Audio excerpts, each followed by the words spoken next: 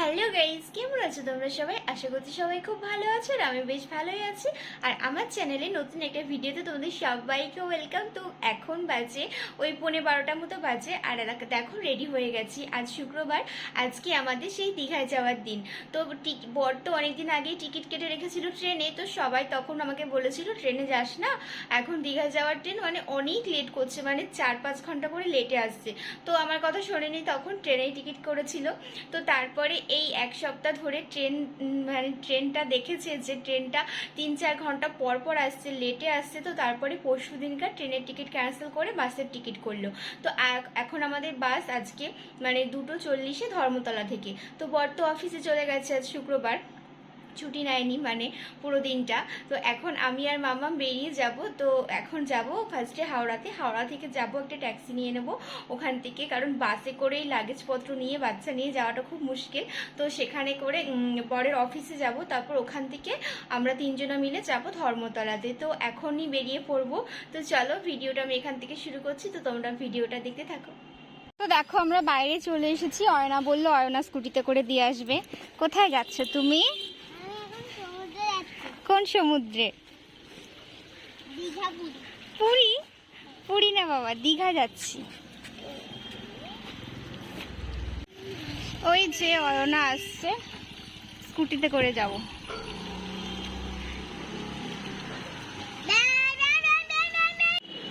তো দেখো আমরা স্টেশনে চলে এসেছি, স্টেশনে প্ল্যাটফর্মে উঠলাম আর সাথে সাথে একটা ট্রেন চলে গেল। এখন বসে আছি কখন ট্রেন আসবে। ইয়া ইয়া। তো দেখো আমরা হাওড়া স্টেশনে চলে এসেছি আর চারিদিকে পুরো অন্ধকার করে এসছে আর এত জোরে বৃষ্টি হচ্ছে। কোন্নগর থেকে ট্রেনে উঠেছি, তখন নেমেছে এই বৃষ্টিটা। তো আগেই ভাই বলেছিল যে আজকে সকালে ফোন করে যে তোরা যাচ্ছিস দেখবি নিম্নচাপ হয়েছে। তখন কি করে জানবো? হোটেল বুক করার টিকিট সবই কাটা হয়ে গেছে, আর নিম্নচাপ হলে কি করা যাবে এখন? তো দেখো চারিদিকটা এখন দিন না রাত বোঝা মুশকিল, এত পুরো অন্ধকার হয়ে গেছে।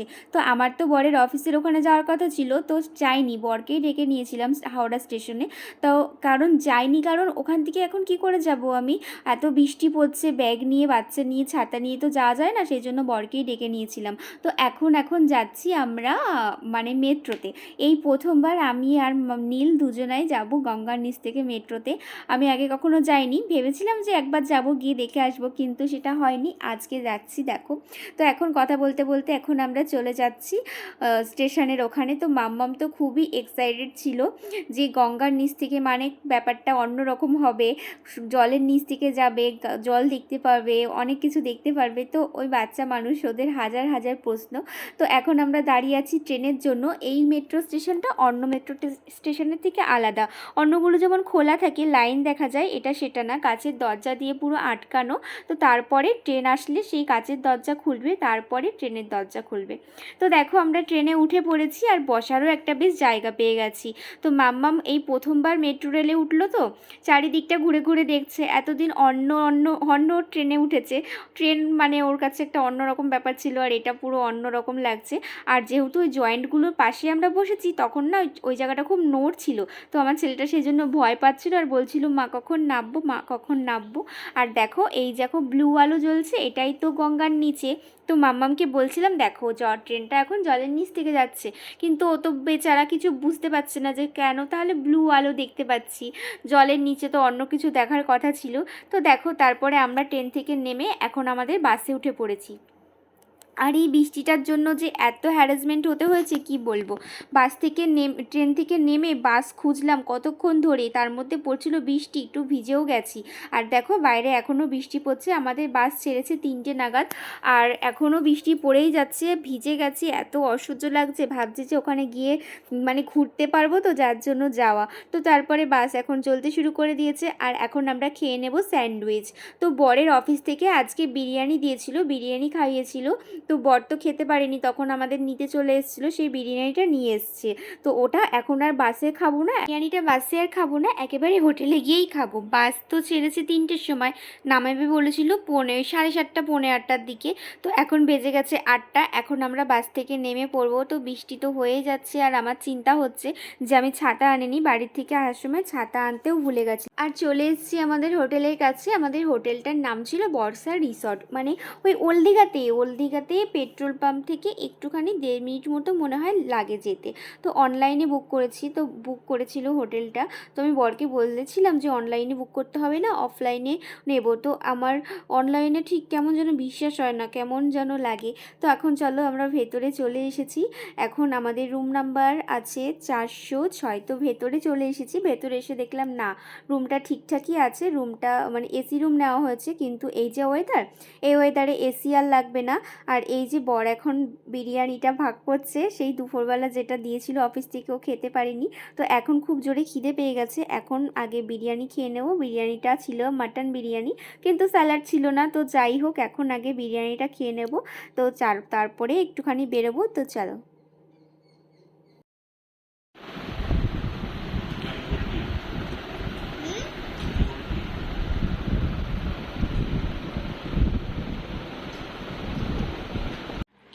তো দেখো, এখন তো একটু বিরিয়ানি খেলাম, বিরিয়ানি খাওয়া হয়ে গেছে। এখন ওই 9টা মতো বাজে। এখন একটু যাব বিচের ধারে, আর ওখানে গিয়ে রাত্রেবেলা মানে বিরিয়ানি তো 1 প্লেট ছিল, 3 জনা মিলে খেয়েছি। তো আমার কিছু না খেলেও চলবে, মানে তাও কিছু একটুখানি খাবো। তো বাইরে থেকে একেবারে ডিনার করে তারপরে একেবারে আবার রুমে ফিরবো। তো চলো এখন আগে সি বিচে যাই। তো কি সুন্দর হাওয়া বাবাই।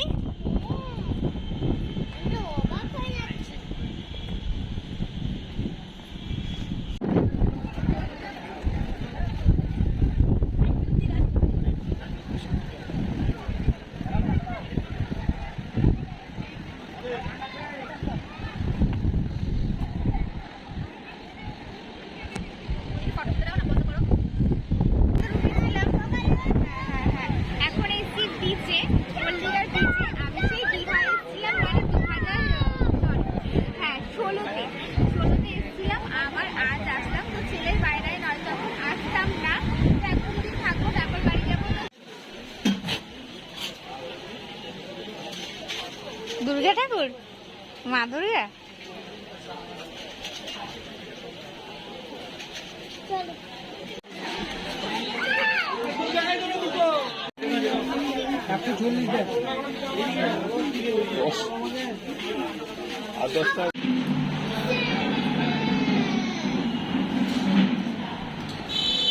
এইখানে যাও না।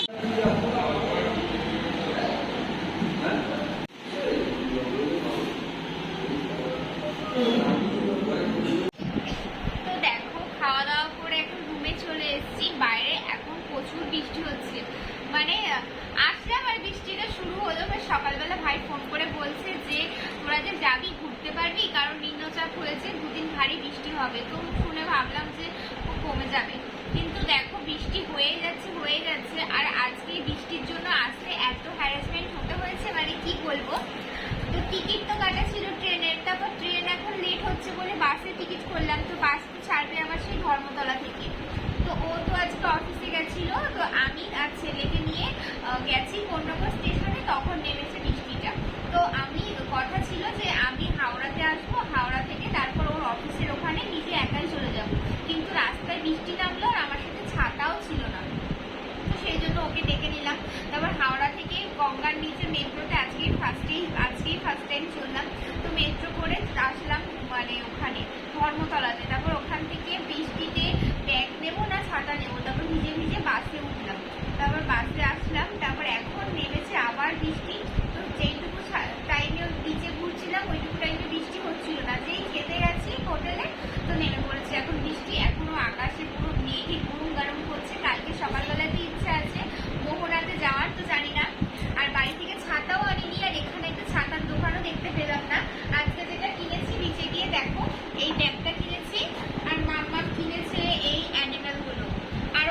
আরো অনেক কেনাকাটা করবো, যেহেতু বৃষ্টি নেমে যাবে। আর তারপরে হোটেলটা মানে 11টা 11:15 মধ্যে হোটেলে উঠতে বলেছে না, নয়তো গেট বন্ধ করে দেবে। তো সেই জন্য এখন হোটেলে চলে এসেছি। তো চলো ভিডিওটা এই পর্যন্তই, আবার কালকে অন্য ব্লগ নিয়ে আসছি। তো চলো টাটা, গুড নাইট।